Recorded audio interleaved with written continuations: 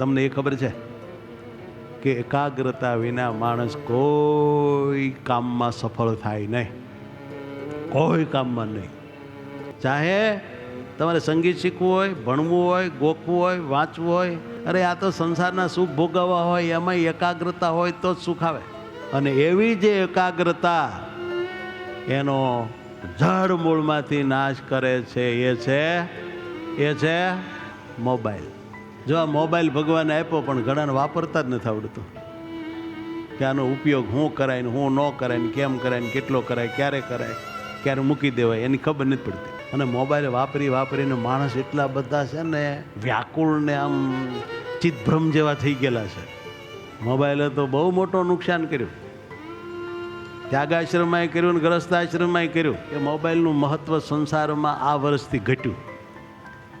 મોબાઈલના યુઝરો ઘટ્યા, મોબાઈલ વાપરવાનો ટાઈમ ઘટ્યો. બોલો, સર્વે કર્યો એમાં કેમ જે 2023 સુધી તો મોબાઈલની ચડતી કળા હતી, પણ પછી બધાને ભાન થયું કે આ નુકસાન થાય છે.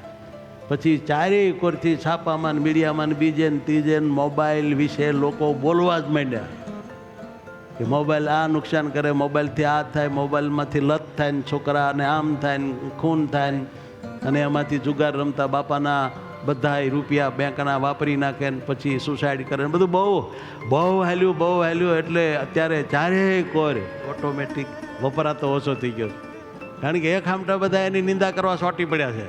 અને આજ તો એની નિંદા કર્યા વગર છૂટક્યો જ નથી. જે મોબાઈલની નિંદા ન કરે એ મોબાઈલ જેવો જ હોય. તો વાલા ભક્તો, ભગવાને આવી જિંદગી આપી છે, બહુ મોટી કૃપા વાલા મહારાજની. હે આ મનોહર સુંદર જિંદગીથી ભગવાન મેળવી લેવા સિવાય બીજો કોઈ ધંધો કર્યા જેવું છે નહીં.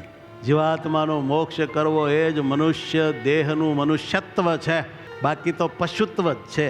પણ જો મુમુક્ષા હોય અને ભગવાનની ભક્તિ ભજન કરીએ તો 2 પગ લેખે લાગ્યા, બાકી 2 પગનો કોઈ મિનિંગ નથી. કહેતા માણસથી એનો કોઈ અર્થ જ નથી. હાટે વાલા ભક્તો, ધ્યાન ભજન કરો.